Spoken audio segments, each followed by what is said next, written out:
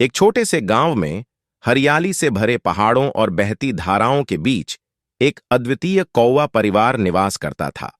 कोरवस, जो विचारशील थे और उनके पंखों की काली चमक में एक जीवन की बहुमूल्य अनुभूति दिखती थी, इस अद्वितीय परिवार के नेता थे। उनकी साथी कोरा ने भी उनके साथ सभी यात्राओं का साझा किया और वे मिलकर अपने पंज पर गर्व करते थे। परिवार के 3 उत्साही बच्चे कोल, ऑनिक्स और रेवन उनकी आश्रयशील घर को हर दिन खुशी और उत्साह से भर देते थे। उनका पसंदीदा मिलने का स्थान गांव के मध्यभूत स्थल में था, जहां एक प्राचीन बरगद का पेड़ खड़ा था, जो अनकही कहानियों का मुहर है। यह पेड़ अपनी शाखाओं से बाहर बढ़े हुए कौवा परिवार के जीवन के विविध पहलुओं का केंद्र बन गया था। कौवा परिवार की कांपी आवाज और चहकते बच्चों के खेलने का ध्वनि गांव के रोजमर्रा के जीवन का हिस्सा बन गया था। एक दिन गांव में एक तेज तूफान आया, जिसने विनाश और विघ्न का दौर शुरू कर दिया। कौवा परिवार का घर, जो पेड़ की ऊंची शाखा पर बसा हुआ था, उस तूफान के असहनीय प्रभाव का शिकार हो गया। हवा और बारिश ने उनके घर को हिला दिया, उसे एक टुकड़ों के ढेर में बदल दिया। यह मुसीबतों के बावजूद उत्साही कौवा परिवार ने साथ मिलकर काम करना शुरू किया। कोरवस और कोरा, जिनके बीच जीवन के कई अनुभव थे, ने अपने घर को पुनः बनाने के लिए कड़ी मेहनत की। बच्चे कोल, ऑनिक्स और रेवन अपनी ऊर्जा से भरपूर होकर शहर के टुकड़े, डोरी और कपड़े की खोज के लिए निकले। गांव वाले इस साझा प्रयास को देखकर भावनात्मक रूप से प्रभावित होकर सहायता करने लगे।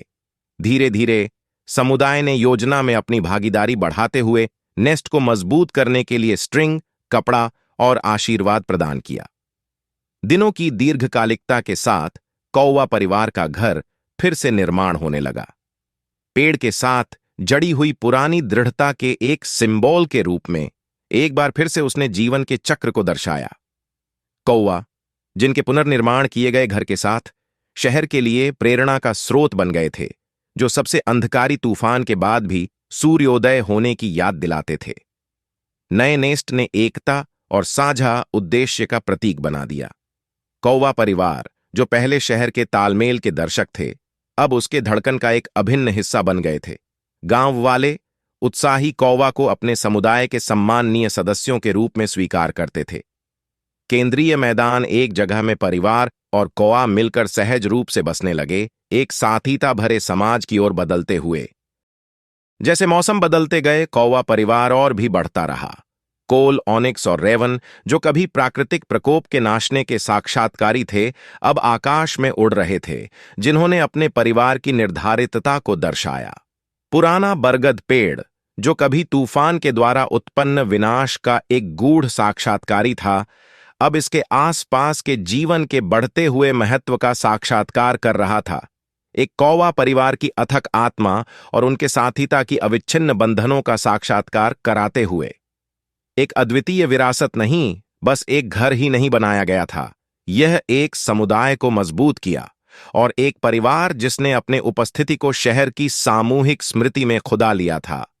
कौवा परिवार अपने फैले हुए पंखों के साथ ऊपर उड़ते रहे, एकता, सहारा और सभी जीवन के अंतर्बद्धता की सुंदरता का प्रतीक बनाकर।